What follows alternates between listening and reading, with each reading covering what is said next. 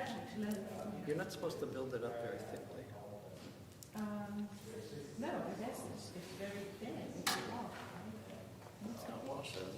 It's not washes. Okay, so now I'm going to learn something. You mean you paint icons in egg-temper, or you just paint an egg-temper? Oh, I've done a few copies of early Spanish paintings in tempera. Like Romanesque?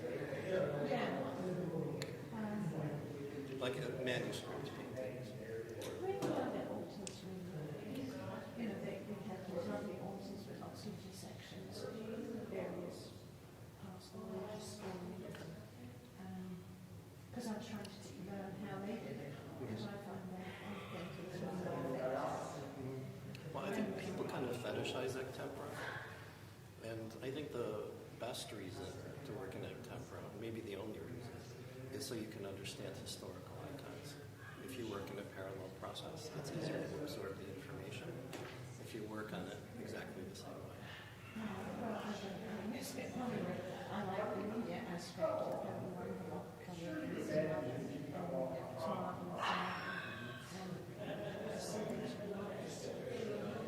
that's why I do it sometimes. Full of. You use those print. They're beautiful. Just Bring pictures of them. Please bring pictures. I'd like to see them. gallery. Are you a good calligrapher? No, I am it's too. extremely bad. Me too. That's my But biggest point. she's done a lot of impressionist stuff, so That's going to be I haven't seen them forever. in so long. But it's sort of the same thing. I like lots of colour and it's nearly aspect, but also very painted stuff. So within the shapes, It's weird, like I never think of myself as an artist. I don't know. When I first started working, I remember a priest asked me, "Are you an artist who's painting icons, or are you an iconographer?" And I said, "I'm an artist who's painting icons." And he's like, "Okay." And then now I just feel like I'm just an iconographer. I don't know why. I just don't think of myself as an artist anymore. And I know that it's art, and I know I am, but it's a different kind of creativity. Yeah. definitely within the tradition. Absolutely. Yeah.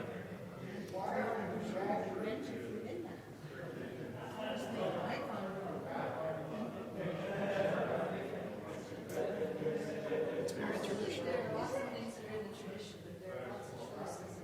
Yeah, within those parameters, there's a lot of freedom. Yeah, no, that There's a lot of is. research too.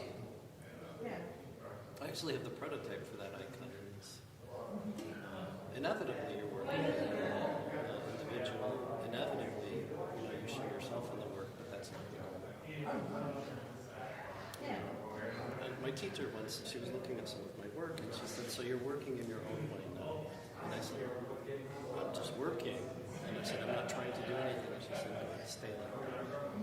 And what's interesting is how when you do work like that, how authentically and clearly your own style does assert itself when you're trying not to do anything. But the only way you can learn is by working from traditional prototypes. But you're right, I do have to compose new things. Someone just commissioned me to do an icon of the apparition of Lawrence. It's the best thing I have to design myself. For Yale, I'm doing pairs of Catholic saints, church fathers and church mothers. And those are to compose. But you have to know the whole tradition before you can do it. I say it's like playing classical music. You have to play everybody else's music before you can begin.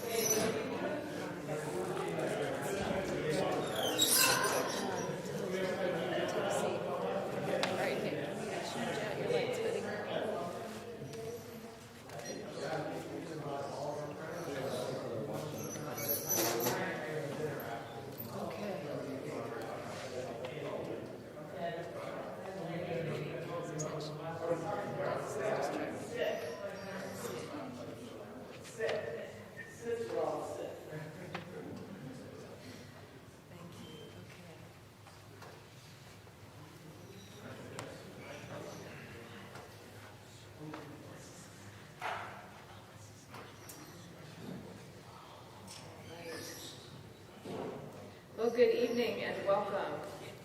My name is Sister Gina Weissel, and I serve as Dean of School of Theology Programs and Director of the Graduate Theology Program at St. Meinrad Seminary and School of Theology. This evening, it is my pleasure to introduce our speaker as he joins us for the second lecture of our Artist in Residence series. For those joining us for the first time, whether in person, by live stream, or recording, these lectures are part of a Vital Worship grant from the Calvin Institute of Christian Worship, Grand Rapids, Michigan, with funds provided by the Lilly Endowment, Incorporated. Over the course of the year, Marek Czarnecki is coming to St. Meinrad as part of a project to create 6 icons for a movable iconostasis for the school chapel. During each of the 4 weeks that he is at St. Meinrad as artist in residence, he is giving a lecture on topics related to his work. In March, he spoke about the passion and resurrection of our Lord in iconography while working on the first icon of Christ the Savior. Tonight, he will be speaking about the Mother of God in iconography, as the main work he will be doing this week will be painting the icon of the Blessed Mother and the Child Jesus. If you are on campus and COVID vaccinated, I hope you will be able to stop into the Newman dining room throughout the week to see his progress. Feel free to ask questions. An iconographer and artist, Marek Czarnecki teaches and writes icons out of his liturgical art studio, Seraphic Restorations, in Meriden, Connecticut. He earned a Bachelor of Fine Arts degree in 1987 from the School of Visual Arts in New York, and completed his iconography training with Ksenia Pokrovsky. He has exhibited his work in many American and European cities and has received a number of honors, which you can hear more about if you listen to the recording of the first lecture. Marek has been my own icon teacher since 2008, and it is an honor and a joy to welcome him back to St. Meinrad tonight. Please join me in welcoming Marek Czarnecki.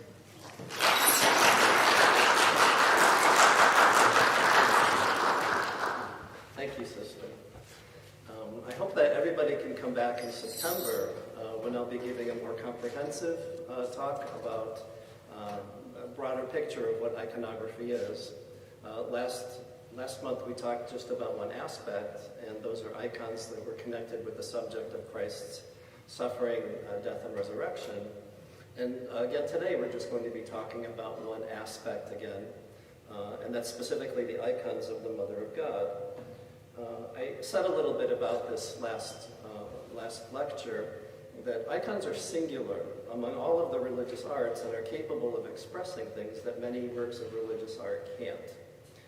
Every icon is a work of religious art, but not every work of religious art is an icon. But just like in religious art, the most commonly painted subject, whether we're talking about icons or religious art, is the Virgin Mary. And people who study icons, iconologists, have identified over 600 individual prototypes for icons of the Mother of God, and one iconologist I was talking to said, no, she thinks it's twice as many. So how can that multiplicity of images point back to one historical woman from the first century named Miriam of Nazareth? And when we look at all of those multiplicity of icons, it's hard to even understand if they represent the same person, because they're so different. So tonight I'd like to take a look at the development of the iconography of the Mother of God from their very earliest origins. And I'd like to work from 2 simultaneous perspectives. One is what I call the perspective of Holy Tradition. And these are the legends connected with the origins of iconography. Even though they don't have the same weight as archaeology or history, there's so much important information in them. They always contain some deep historical kernel of truth, but they also tell us what things mean in a way that just historical fact can't. And the story connected with the very first icon that was ever painted, and the first icon of the Mother of God, is connected with the evangelist St. Luke. This is an icon from the Russian city of Pskov, and it shows St. Luke under the inspiration of an angel painting the Mother of God. And the legend is that a holy group of women from Jerusalem asked him if he would make this portrait. The Mother of God posed for it, and she blessed it and said, "My grace goes with this image." What historical kernels of truth we can't pick out of that legend is that we know St. Luke was the evangelist.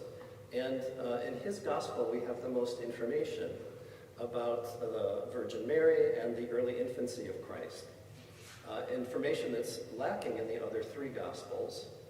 And I had to ask my friend of mine who's a Baptist, who teaches Bible studies, why she thinks that happened. And she repeated what I was always thought was just a Catholic pious tradition.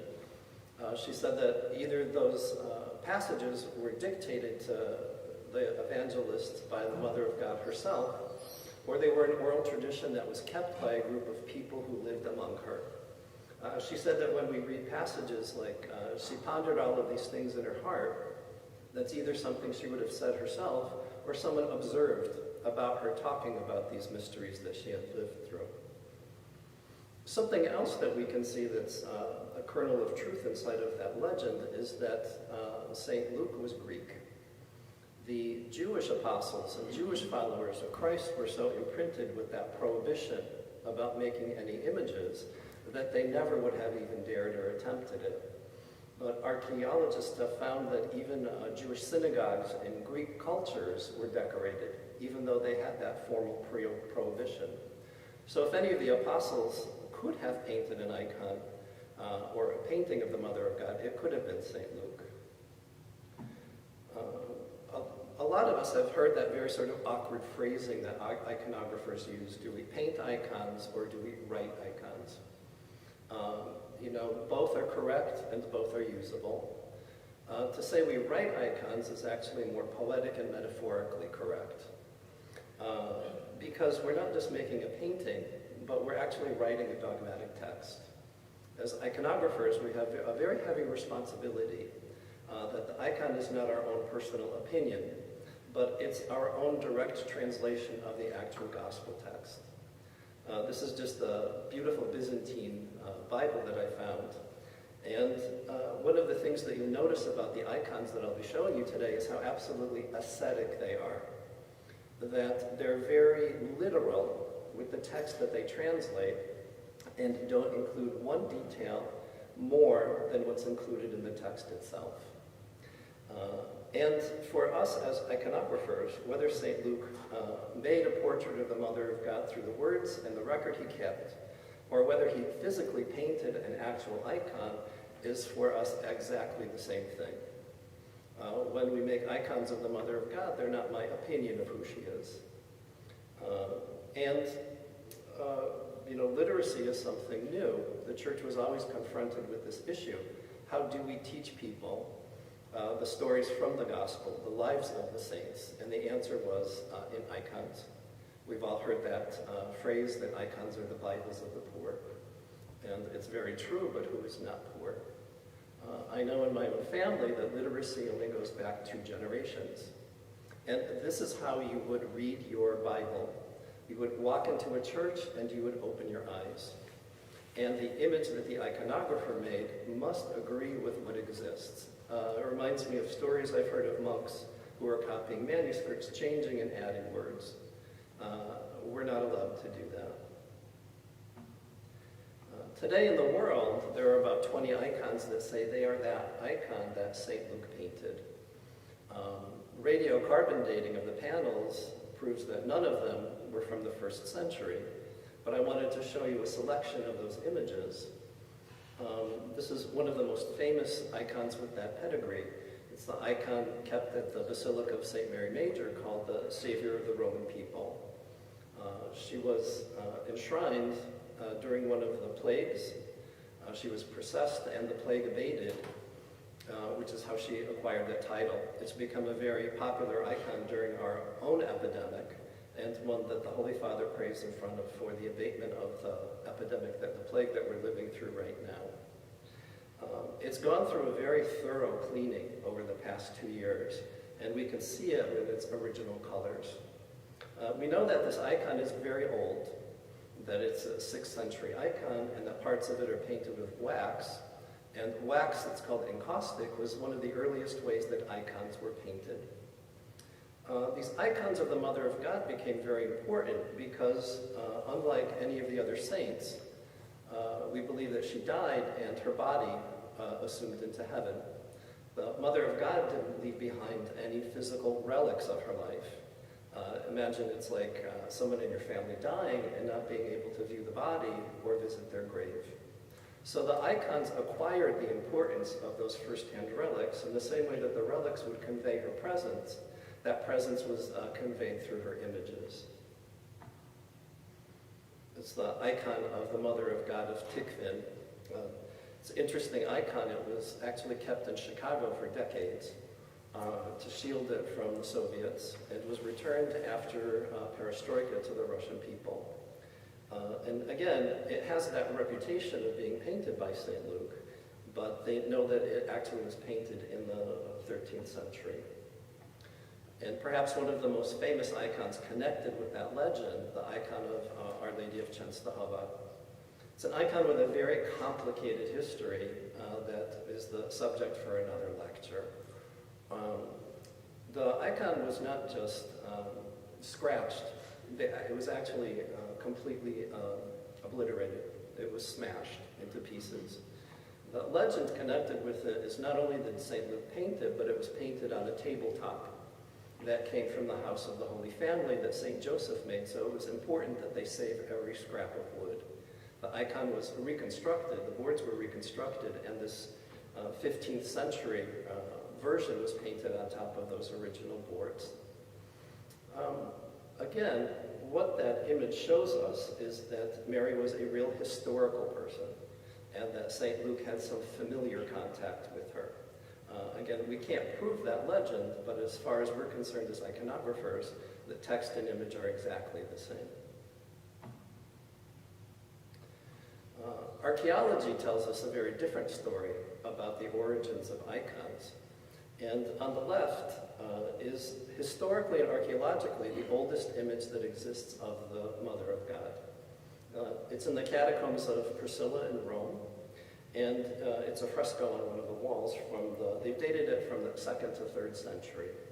This isn't the oldest image of the Mother of God ever painted, it's just the oldest one that we have found. And there must have been ones that came before it, and I'm constantly reading archaeological discoveries where they keep finding earlier and earlier ones and try to prove that this actually represents the Mother of God. How we can tell that this is an image of Mary is, first of all, the context. It's in a Christian cemetery. And it would have been bizarre to have this image of a nursing woman in a graveyard. Also, next to her is a person pointing to a star over her head. And it's often interpreted as the prophet Barlam, whose prophecy said that a star shall rise out of David. The fresco is painted very quickly. Remember that the Christians were a criminal organization that physically lived underground. This was probably painted by torchlight. There's other things that we can see in this fresco that I found really interesting. It doesn't matter what pagan culture Christians found themselves part of. When they looked at the art that was around them, they absorbed some of the theological images that they saw.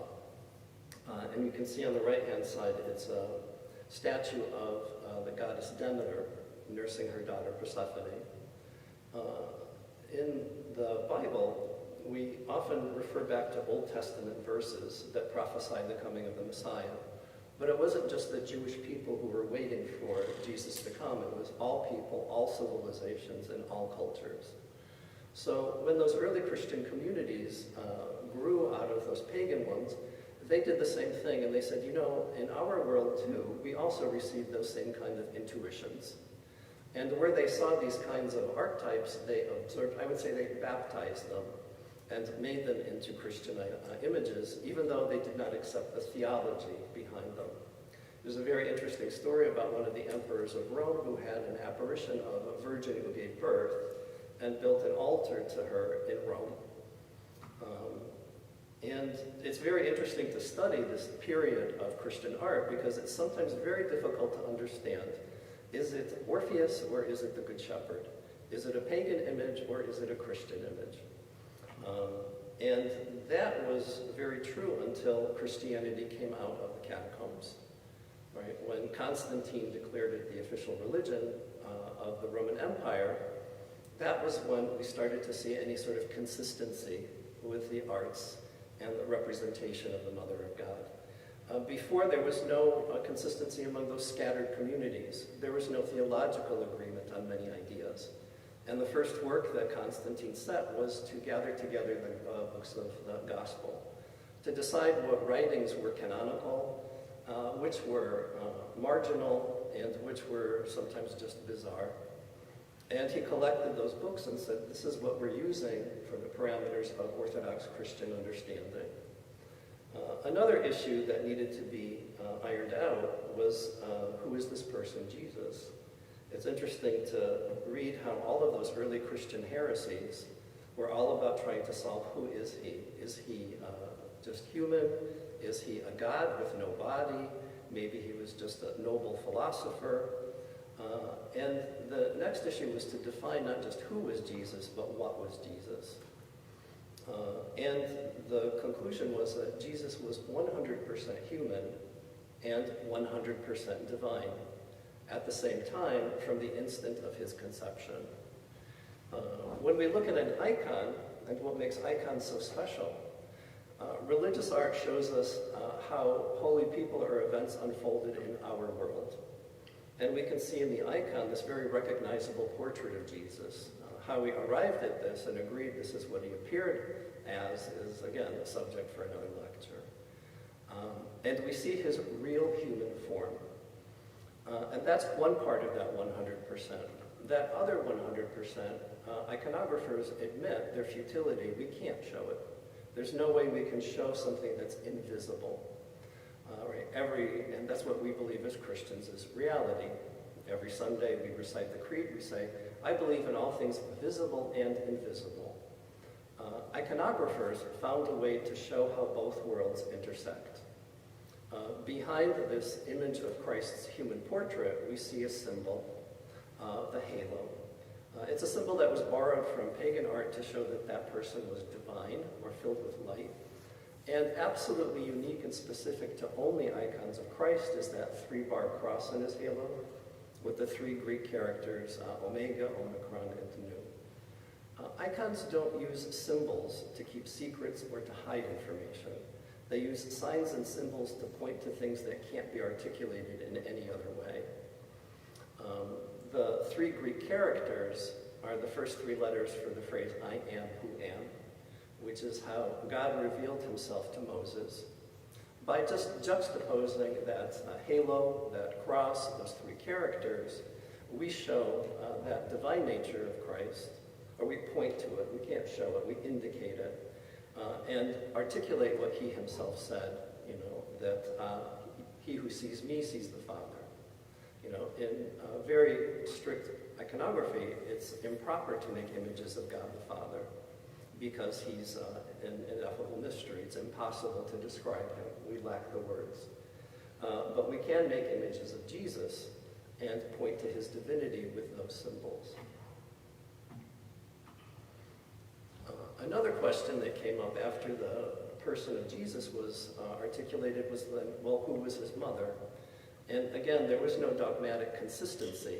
In some places, she actually was considered a great goddess. And there needed to be some reprimand and revelation of who and what she was, the same way that they needed that counsel for Christ. This is a very interesting mosaic I found from a church in France. That's that Council of Ephesus that was convened to declare and define and understand who the Virgin Mary was. And the first title that she was given is Mother of God. It was a big theological debate. Should we call her Mother of just Christ's human nature, or should we call her Mother of God? And it was controversial because so many of those pagan goddesses were called Mother of the Gods. But the decision came down to that title in Greek, Theotokos, Mother of God, because they said that if we say she's only mother of his human nature, then we say that from the instant of his conception, somehow his divine and human nature were separated. But we believe that it was integrated from the absolute inception. She's the mother of the second person of the Trinity, God, the second person of the Trinity. No one can be the mother of God, the first person of the Trinity. And she was given this title. And again, the church was confronted with this issue that now we understand this dogma, how do we teach it? And the answer was with an icon. This is a very, very famous icon called the Mother of God from a town in Russia, Yaroslav. And it's also titled Our Lady of the Sign. The title comes from the prophecy of Isaiah, who said, I give you the sign, a virgin will bear a child, and his name is Emmanuel. What we're looking at is an image of her pregnancy. We see like a porthole in the middle of her, and through that porthole we can see this divine child that she's carrying. It's not an image of biological pregnancy. I'll actually show you an icon that does show that a little bit later at the end. And inside of her we have this strange child. But we can understand who he is because of that semantic sign of the halo with the 3-bar cross in it, that she is giving birth to God. And she's in a position of prayer or oranto. This icon is a much later version of an earlier prototype that was created centuries before to clearly teach that dogma of Mother of God. Another dogma that was understood was also the perpetual virginity of the Virgin Mary. And again, that state of her being is a very private conversation between her soul and God, and an invisible reality that nobody can make a painting of. But we can point at it with a symbol, and absolutely unique and essential to any icon of the Mother of God are these 3 stars, one on her forehead and one on each shoulder, to represent that she was a virgin before, during, and after the birth of Christ. These are some of the oldest historical icons that still exist. The one on the left is kept at Mount Sinai, and it's a 6th century icon painted in wax. It shows the Mother of God enthroned with angels and saints. And the earliest icons of the Mother of God, she appeared in either blue or purple garments. The one on the right is also from the same region and is kept in St. Petersburg. What's difficult, though, about talking about that archaeological history of those early icons of the Mother of God is they've almost all been destroyed because of a terrible crisis that occurred in the early church called Iconoclasm. And it really did almost successfully obliterate all of that early Christian art. It was a debate in the early church about whether or not images should be used, and are they appropriate for a specifically Christian belief. You have to put yourself in these people's shoes when they remember stories of their ancestors being murdered for refusing to sacrifice to statues of gods and goddesses. So images had that sort of flavor of violence to them. And they didn't want to imitate that same kind of idolatry that they refused to participate in Christian images. They believed that we should only use symbolic images. So it was such a terrible and violent period for about 130 years, back and forth, that again another ecumenical council was convened. And at this council, St. John of Damascus made the ultimate declaration that icons are not an option for understanding the faith, they're an absolute necessity. Because of how they represent the incarnation, icons can only show real historical people, and we need those images. That process of iconoclasm was so extreme that I think there are only 9 icons left of the Mother of God from before the 8th century. Most of them, it's interesting, were either brought to Mount Sinai or the Latin West. Many of them are in Rome because iconoclasm never penetrated the Western Church. And Mount Sinai was outside of the Byzantine Empire, and a lot of those icons were brought to those 2 cities for safekeeping. It's an icon of the Feast of the Triumph of Orthodoxy. It's commemorated the first Sunday in Orthodox Lent. And it's the reinstatement of the dogmatic understanding of images. And with that understanding, we can start to look at the development of icons of the Mother of God that developed simultaneously with an understanding of who and what she was. There are three basic types of icons of the Mother of God. First, we always use that phrase, Mother of God. It's very unusual in the Eastern Orthodox Church to hear her called just Mary or the Virgin Mary, but always the Mother of God. And that title infers a relationship between two people. It's very unusual to find an icon of her where she's just by herself. You will, there are always exceptions, but typically those icons were cut out of larger icons, or they're isolated from a larger ensemble where she's praying to Christ or Christ is in another panel. But there are exceptions to that. And the three basic types of her with the Christ child, the first one is this called Our Lady of Tenderness, in Greek, Elvesa. The icon that I'm using to illustrate it is one of the most famous icons that has ever been painted, and one of the most beautiful icons that has ever been painted. It's called Our Lady of Vladimir. It was an icon that was originally created in Constantinople, which was the highest school of iconography, and brought to the Russian city of Vladimir. It's interesting, in Moscow there are churches dedicated to where the icon stopped on its way to Vladimir. But that's how important this icon was, because it represented the actual presence of the Mother of God. And it's something that you can't understand until you're actually in front of one of these icons, how they don't feel like paintings. It doesn't feel like something, it feels like someone. In this icon, we can see that we've caught the Mother of God and the Christ child in a very intimate moment where they're cuddling with each other. They're embracing. And oftentimes people think icons are cold. It's not a cold icon at all. It's very tender, as the title indicates. It's also very poignant, and what makes that image of Mary feel very alive is she's looking out of the icon at us. As much as we're watching her, she's actually watching us back. The second type of icons of Mother of God is called She Who Shows the Way, or in Greek, Hodegetria. We know there was one icon that was called the icon of the Hodegetria in Constantinople. The legend was that was the one that St. Luke painted, that St. Helen discovered as a relic and brought back to the city.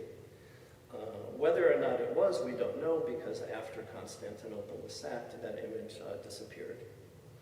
But there was a church of the Hodegetria. It was a very important icon in Constantinople.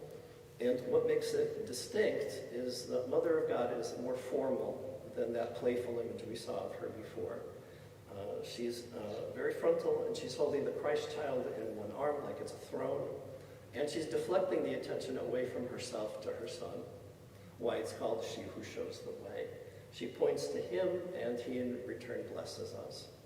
What's interesting about that legend of St. Luke is that even though those icons with that pedigree scan centuries, almost all of them are from this basic prototype of the Hodegetria, She Who Shows the Way.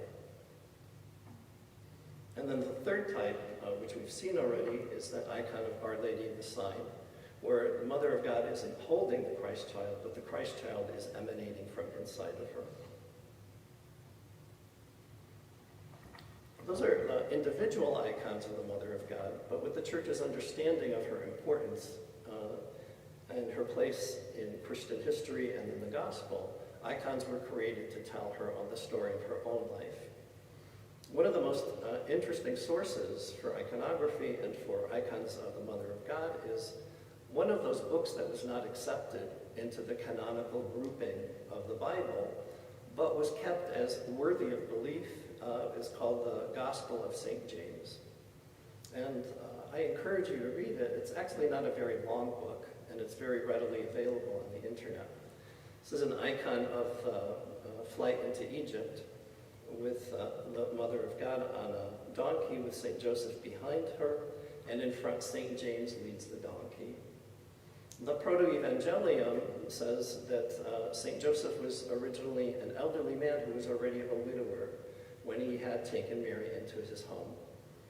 In Polish, we sing Christmas carols where we still call him the old man Joseph. And St. James was from St. Joseph's first marriage, before St. Joseph married the Virgin Mary. And because St. James was there, he actually witnessed events from before the birth of Christ. He was part of that clan and kept this record of them. This is an icon of the parents of the Virgin Mary, Joachim and Anna. It's from that apocryphal Gospel of St. James that we have their names.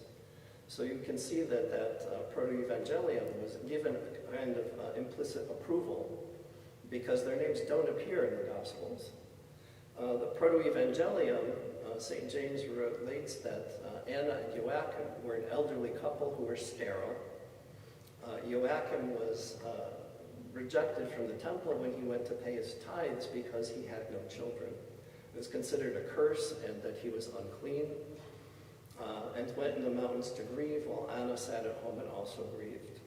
Simultaneously, they receive messages from an angel that say, go meet each other, and you will conceive a daughter. This is a beautiful icon, and again, it's one of those images that contradict that perception that icons are cold. And it's the embrace of Anna and Joachim when they finally meet each other, but it's also the icon that's called the conception of the Virgin Mary. It's them embracing, and just a little bit of a passage from that proto-evangelium. This is an icon from a Serbian monastery, and it shows St. Anne giving birth. That's also related in the proto-evangelium. And you can see how realistic this icon is. St. Anne's expression, she's really giving birth. And she has midwives next to her. In icons, we can show many different events happening at the same time. It's like one long scroll of time that's unrolling for us. And while St. Anne is in labor, midwives on the bottom left-hand corner are washing the child Mary. And on the right-hand side, St. Joachim has come to play with the child Mary. This is a really lovely fresco I found, and it's called The First Steps of the Virgin Mary. And it's a very intimate, very private movement that reflects the joy that every parent feels when their kids finally stand up and can be on their own feet.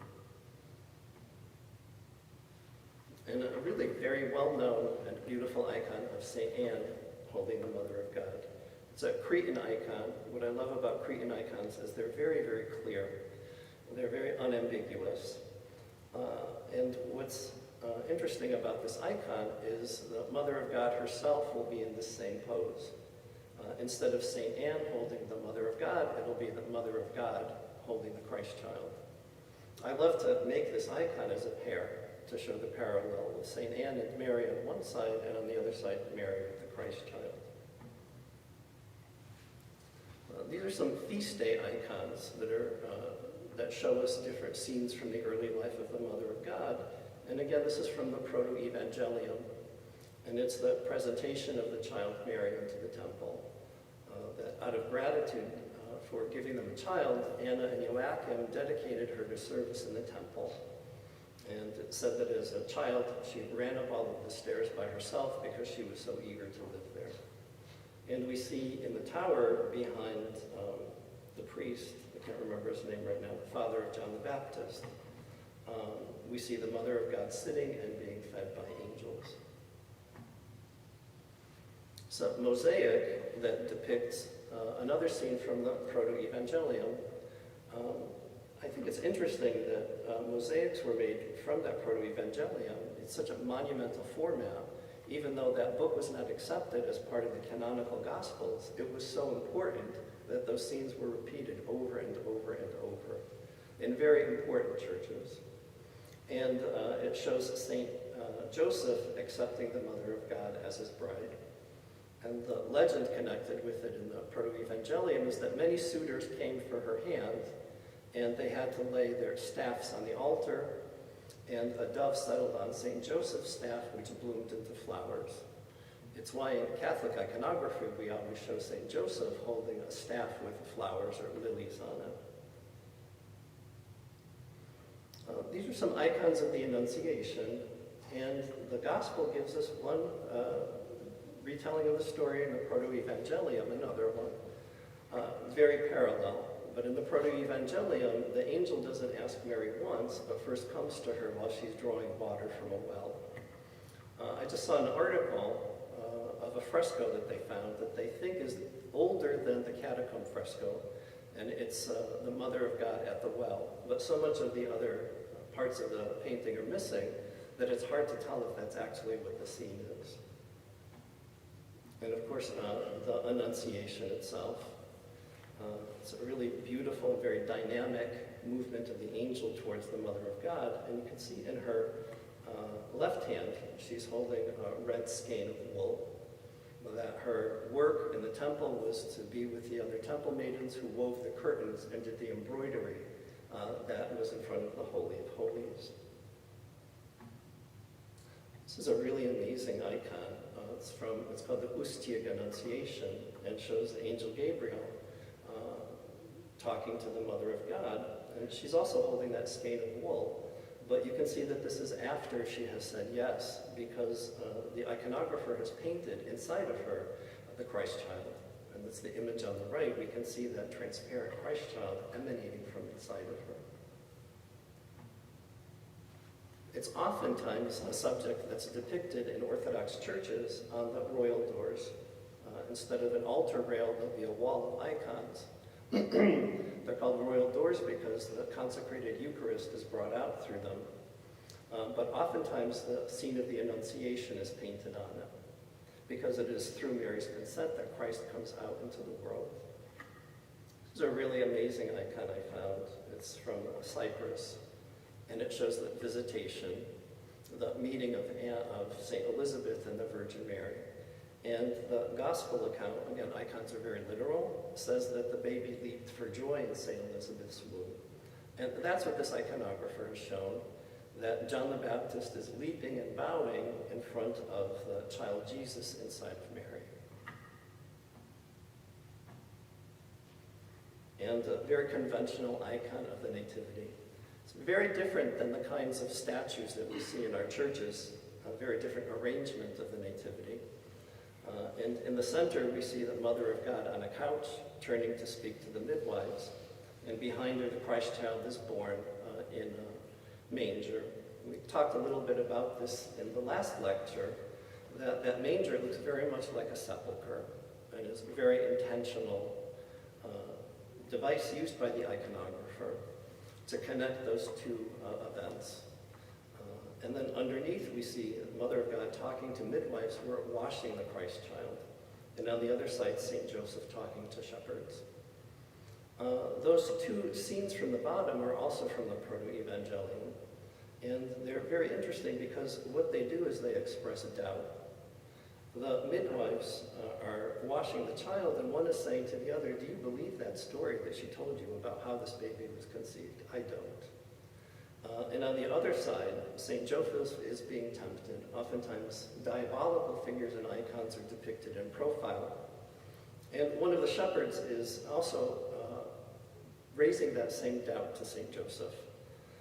It's a very interesting way to think about this, because we're asked to believe something that's impossible. And through these different tableaus of doubt, we also ask those same questions of ourselves. Do we believe this as well? And an icon from the next event that the Mother of God is participating in, the presentation in the temple. And now we just return to just the Gospel of St. Luke.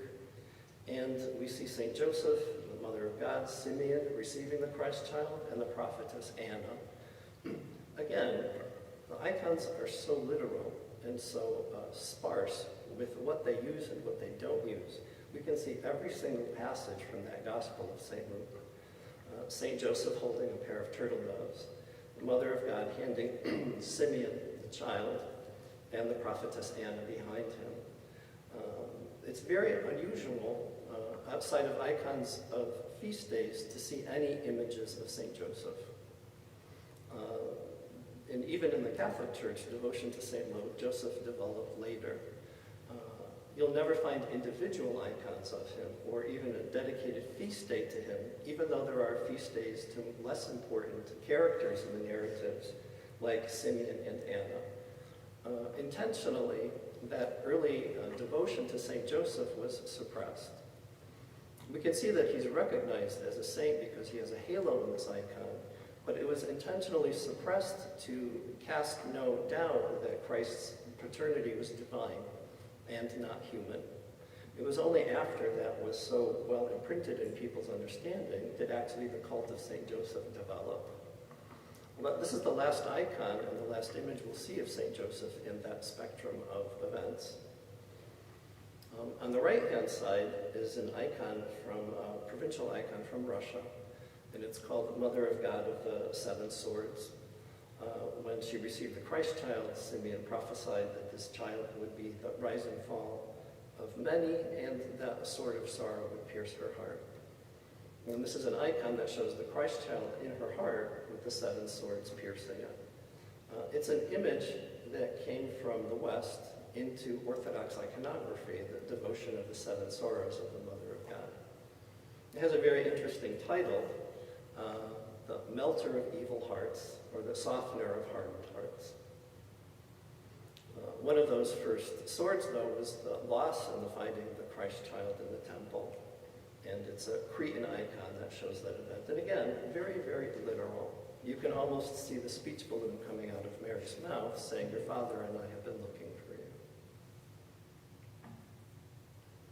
And then the next narrative event that the Mother of God participates in, the wedding at Cana.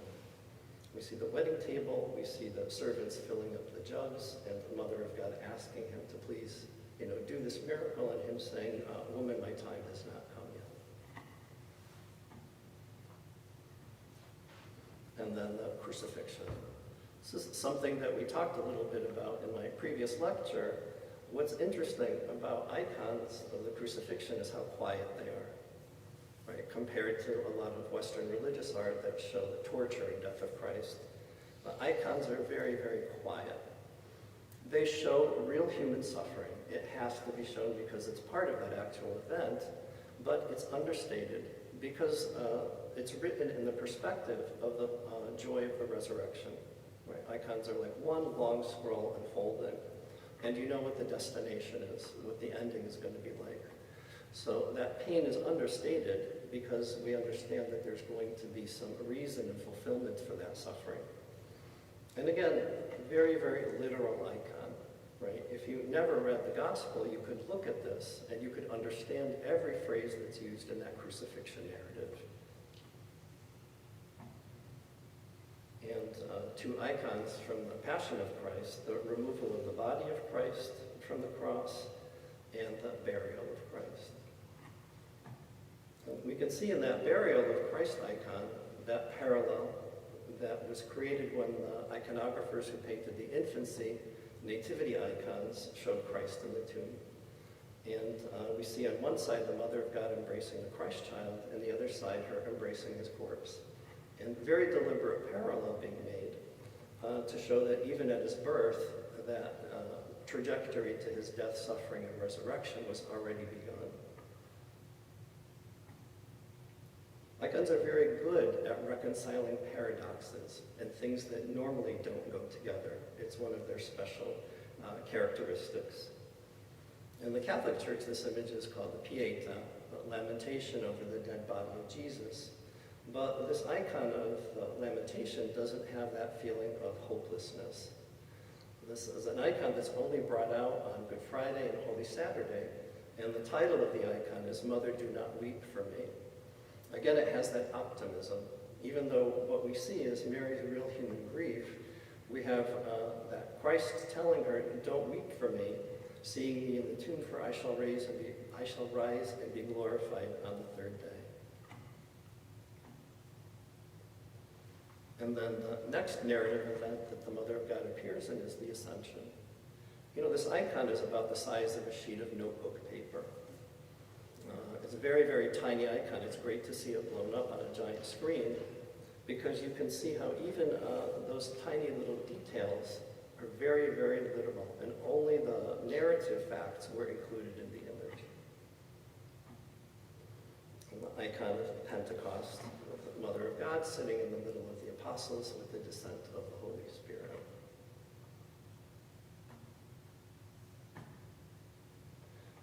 And the last icon we find of her is the icon of her death, or the Dormition. The narrative source for this icon is also an apocryphal text.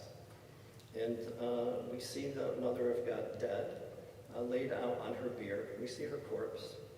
And in the physical world, we see all of her family and friends who have come to grieve her.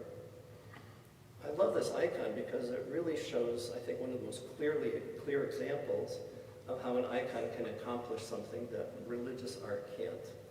And that's the ability to show two realities at the same time. Even though in the foreground we see that experience of profound grief, behind her heaven opens up and Christ appears as if a midwife. And instead of it being a gloomy, sad lamentation, he's actually birthing her. That's why it's called Christ the midwife. And her soul is represented in his arms the same way that Mary held him as an infant. And she's dressed in swaddling clothes like the way you would have an infant. And then behind them are church fathers and people from another era who have come to witness this event in eternal time.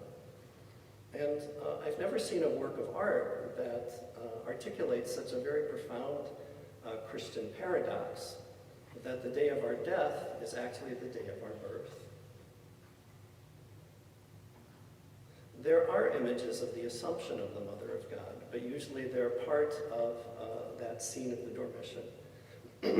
Some of them get very, very detailed, and this is the top register from one of the icons of the Dormition that shows the Mother of God seated in a throne, dropping her belt to St. Thomas. And I think it's the apocryphal Gospel of Thomas that tells the story that, typical for Thomas, he was not there when the events were happening. He shows up late, and as she's assuming into heaven, the Mother of God drops her belt to St. Thomas as evidence of her Assumption. One of the great relics of Sharp Cathedral is that belt of the Virgin Mary. The other icons that we are going to look at are those icons that represent the intercession of the Mother of God. This is a Cretan icon that shows St. John the Baptist and the Virgin Mary on either side of Christ praying for her. And another icon of the Mother of God pleading for the citizens. It's called the Mother of God of Bogliavolva, and she's actually praying for them and has a list of all of their petitions in front of her that she's showing Christ.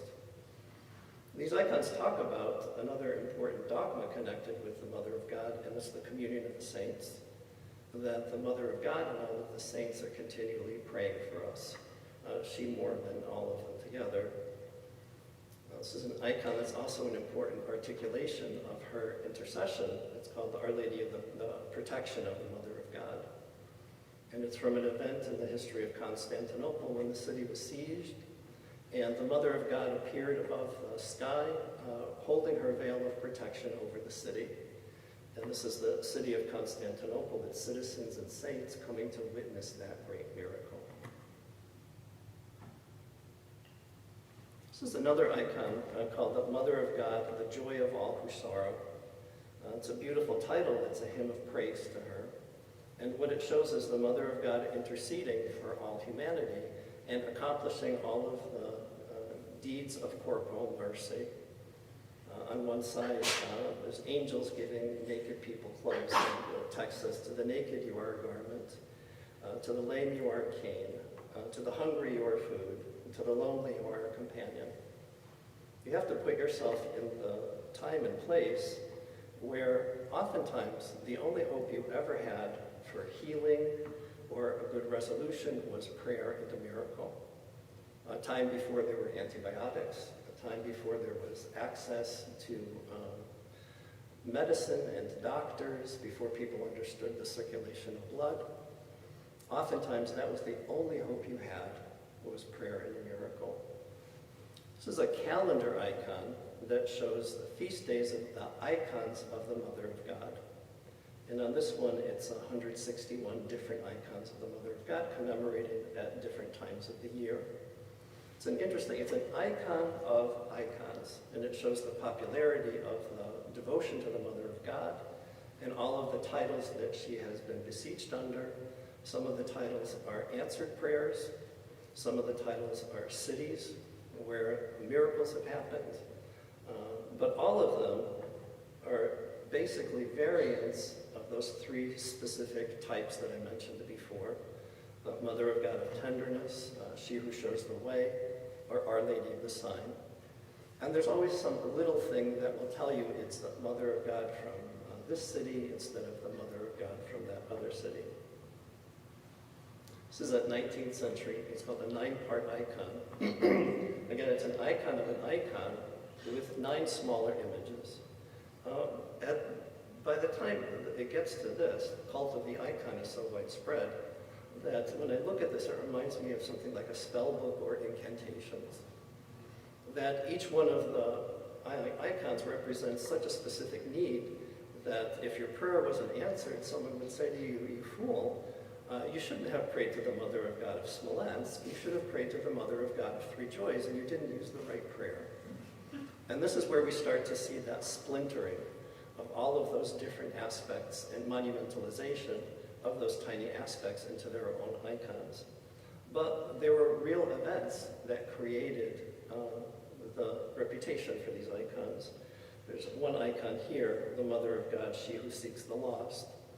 During the Crimean War in Russia, it was an icon that people prayed in front of for real human suffering, and that was, is my husband, is my father going to be returned from the war? Because a lot of times their bodies were never returned. And at that particular time, when that particular need expressed itself, we say that that icon appeared. Not that it appeared out of thin air, but that need was recognized and those prayers were answered in front of it. That's what created that reputation for that particular prototype.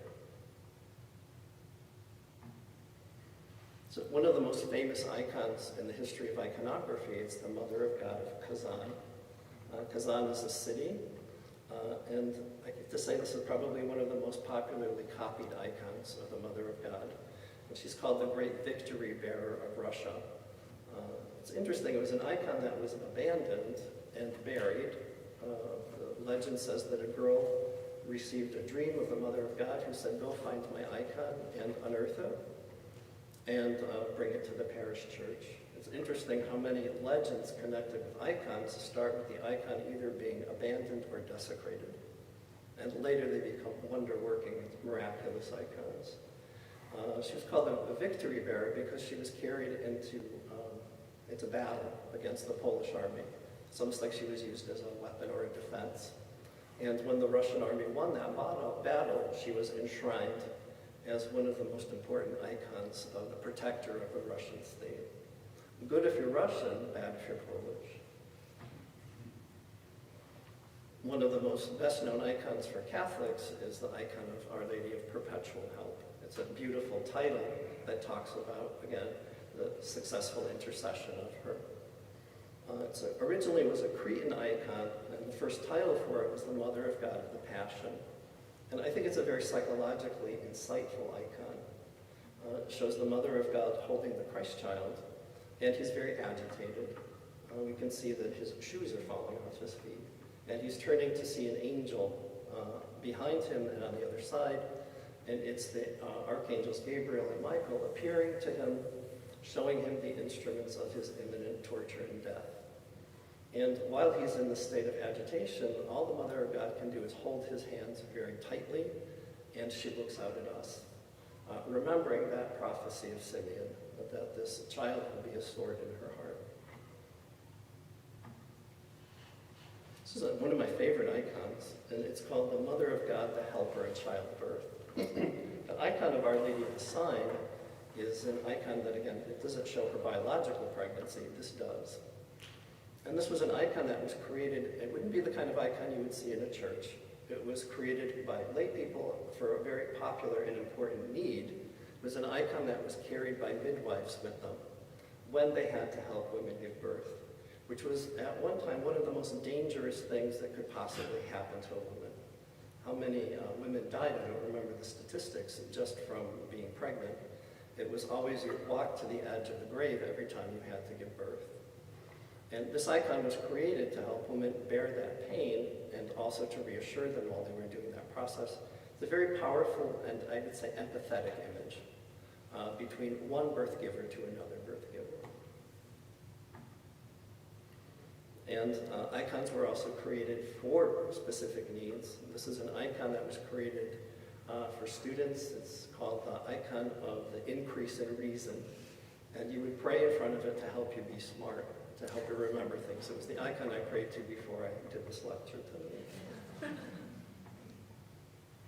But again, it's one very specific petition, you know, and what's problematic about it is it makes the Mother of God very narrow. Icons should always remain open and universal, and we can pigeonhole her into only those specific titles. But again, there's a real reason why those icons became so celebrated, because they were necessary. This is a good example of that kind of an icon. It's called the Mother of God of the Burning Bush. On the corner up here, we see Moses staring into the burning bush on Mount Sinai. In Orthodoxy, those Old Testament events are seen as prophecies of the coming of the Messiah through Mary. And the same way that Mary's virginity was not taken away from her through the birth of Christ, they saw that parallel in the bush that was not consumed by the fire. That's why it was titled the Burning Bush. But on top of that beautiful theological parallel, this was an icon that was used for people to prevent house fires. Imagine, again, living at a time in a place where your house was made out of wood or straw, and there was the lights were all made out of candle and fire, and there were no fire engines, there were no firemen. There's a very famous Russian academic painter who did a painting of a Russian peasant woman holding out this icon in front of her house burning down. So it was like a protective image that you would have in your home to protect you from that catastrophe. This is another one of those icons from that calendar icon. And again, it tells a story. It's called the Mother of God of Unexpected Joy. And it's an icon inside of an icon, and shows a man kneeling and praying in front of the Mother of God. He's a thief. And every day before he would go out to commit his robbery, he would pray in front of this icon and beg the Mother of God to please protect him while he was stealing from other people. And while he's praying, the Mother of God is looking at him and speaking, and the Christ child's garments are falling off, and the child is showing the thief the wounds in his hands and in his feet.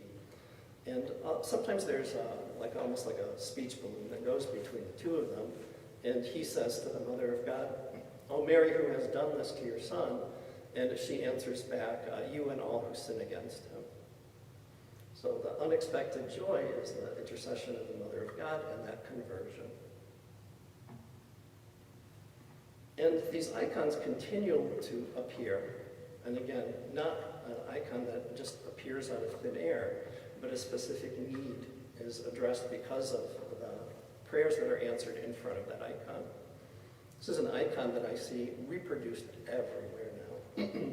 It's based on a 17th century prototype, and it's called the Mother of God of the Inexhaustible Cup.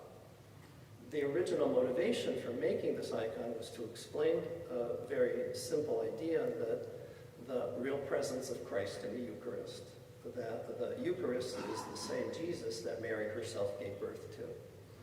And we see the Christ child sitting in that chalice with the Mother of God behind him in intercession. This is a contemporary icon that was painted in the 20th century by a very well-known Russian iconographer. And people who prayed in front of it found that for some reason brain tumors were healed. But eventually, the icon acquired its reputation for a more universal need, and that's from alcoholism and addictions. But this is a very common icon that you'll find in addiction treatment centers, for people being treated for narcotics. And praying in front of the icon, they found that kind of healing. And the last icon I'll show you, again, is another image that appeared recently. even though this image is already 300 years old. It's kept in a Greek monastery. It's a Mother of God enthroned, and she's called the healer of cancer. That people who prayed in front of this icon found that when they prayed for that particular need, their cancers were healed. So even in a time when we have resource to science and medicine, we still need this kind of supernatural support.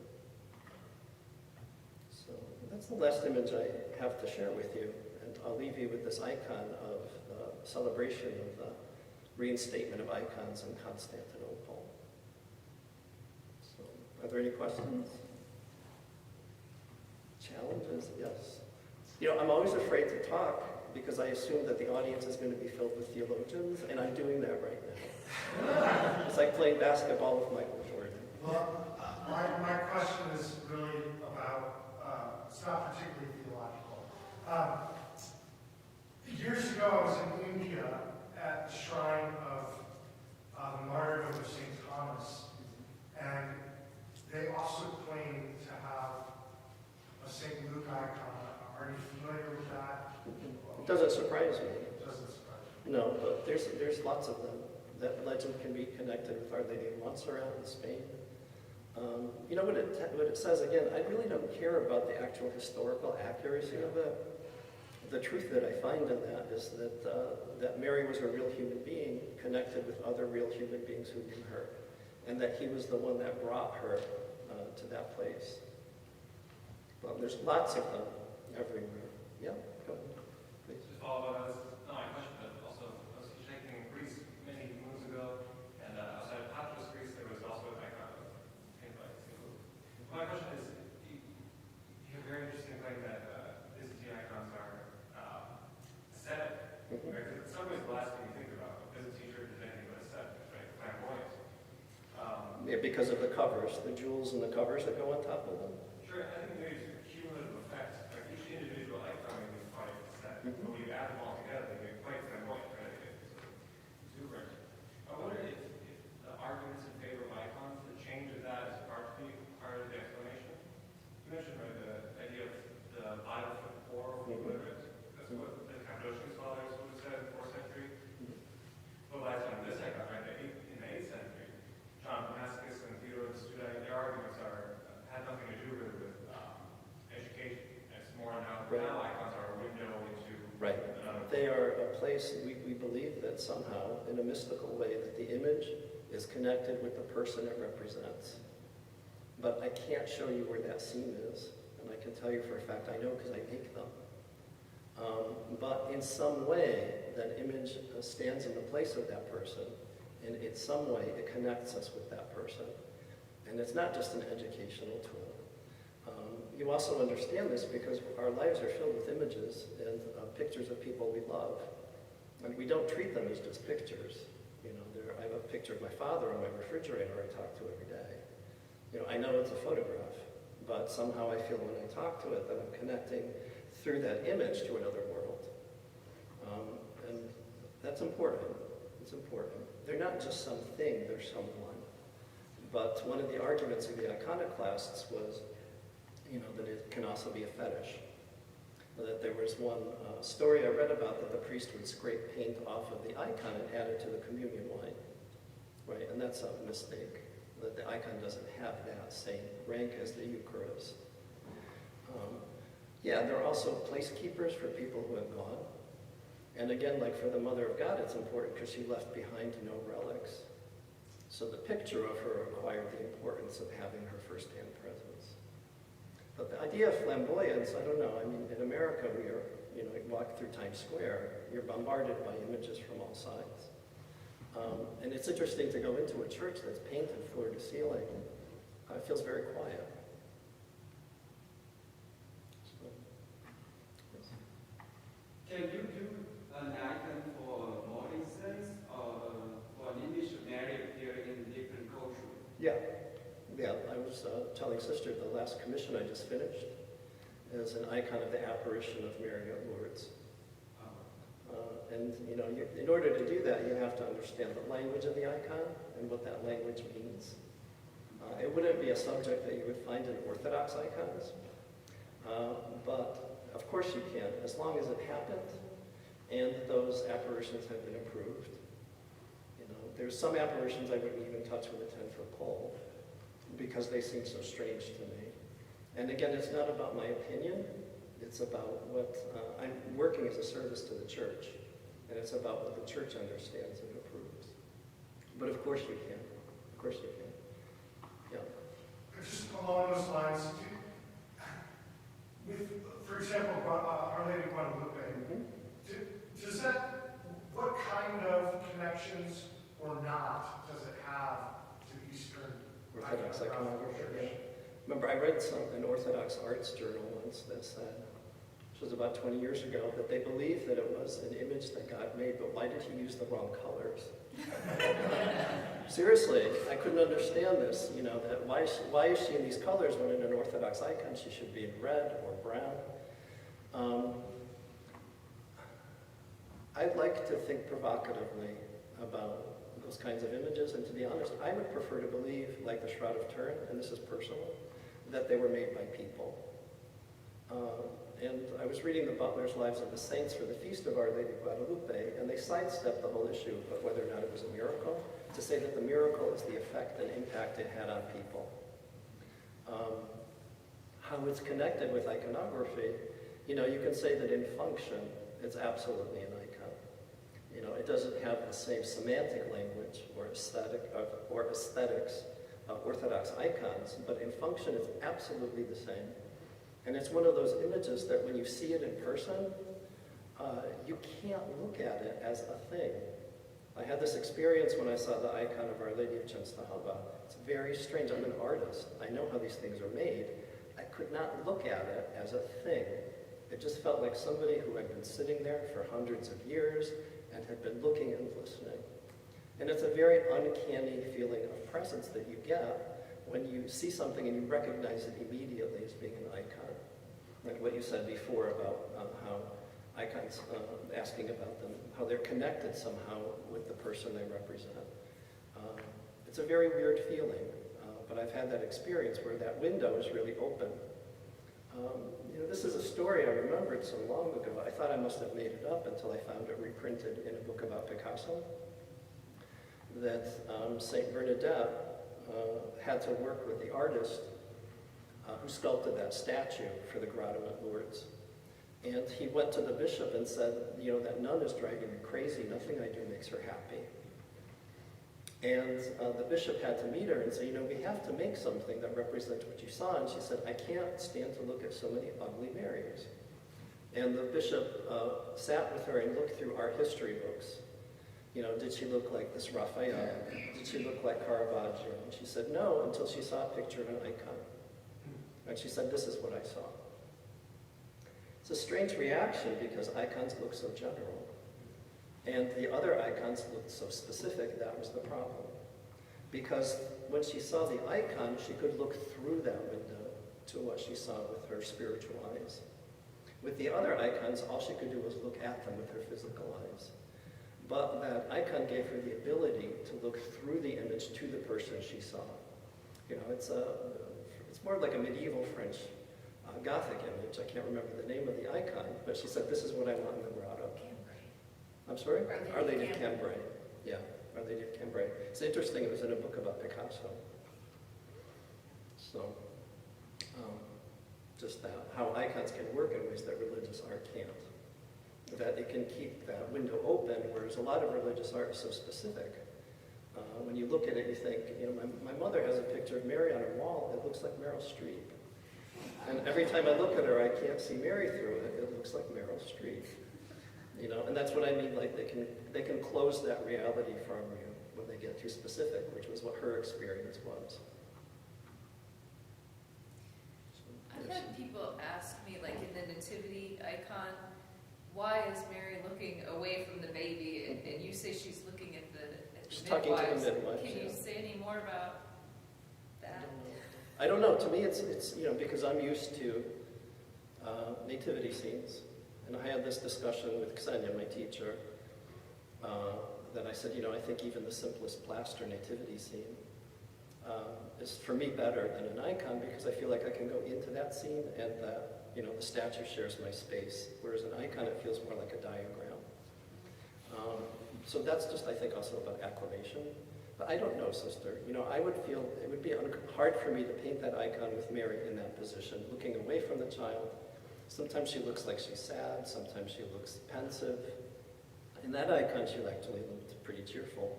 There's another icon where she's talking to the shepherds who have come. But I'm used to a different ensemble.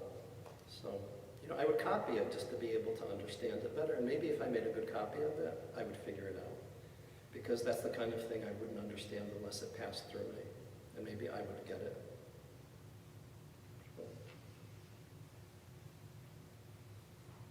Anybody else? Okay, thank you.